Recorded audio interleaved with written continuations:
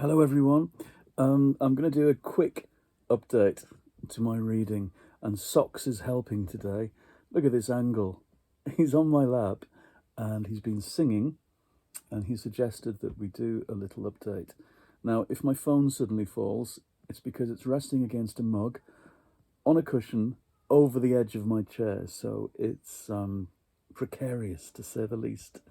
All I want to say is my February reading um, so far has involved this, which I think I talked about last time, Ziggyology by Simon Goddard. And really, it's my first 5-star read of the year. Nothing else has been as good. And this was such a mischance when I think about how carefully I've planned all my reading in some ways. And then I go to the station and drop off a bag of 40 paperbacks to put on the shelves in the little library at the station at Levenshulme. And I take one away, which seems like a good deal, to clear some space at home. And the book was this one, really battered, really well read already. And I've destroyed the spine in my reading of it. This took me a week to read. And I think I talked about it last time, but it's a wonderful work of cultural studies where where an author tracks the history of a kind of cultural product, the performance of Bowie as Ziggy Stardust, the way he became him, but what he drew upon to get there. And so we get the backstories of things like Holst's The Planets, or H.G. Wells's The War of the Worlds, and T-Rex, and the Velvet Underground, and the legendary Stardust Cowboy, and just all these wonderful things that went into the kind of grand cosmic soup that made up Ziggy Stardust. And then we get the story of the 18 months that Bowie spent being Ziggy Stardust up and down the country, with loads of little details about the kinds of theatres and concert halls he was at, and funny things like problems with sound, and the fact that at the same time people like Slade were on this marvellous tour of the country as well, where they were triumphant in 1973. And poor Mark Bolan kind of on the wane. And a lot of the book is about the rivalry between Bowie and Bolan. That whole story is covered in another book by their producer, their mutual producer, Tony Visconti, that I read a few years ago, called, I think, Bolan, Bowie and the Brooklyn Boy, or some other order to that title. But that's a fantastic read as well, especially for the bit where Bowie first goes to Brooklyn and visits Visconti's mother, and she makes meatballs and spaghetti for everyone, if I'm not mistaken. I just think there's something magical. My favourite LP of all time is Hunky Dory, and this book delivers you into that era. You feel like you're living amongst them all in this kind of blend of things from newspapers, magazines, people's memoirs, interviews, and he tessellates them into a wonderful story and tells it really well, I think. He's a real fan. So this is fantastic, and I've been recommending it crazily to everyone, and I'm going to buy copies for friends. So, Ziggyology.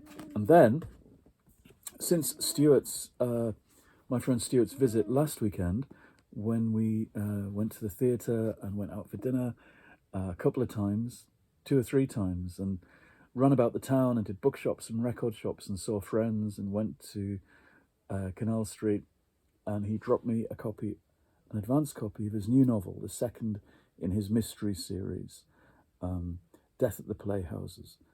And I've leapt straight into this, which is delightful. It's about, again, it's set in the early 70s, and it's about 2 actors from a sitcom who are appearing together on the stage in 1970 in King Lear in Bolton, in a rundown theatre with all these old rep actors. And one of the old actors has been killed in an alleyway early in the book. And Le Breton and what are they called? Lowe and Le Breton are the two actors. One of them tubby, mean, curmudgeonly, the other refined and urbane and lazy and charming.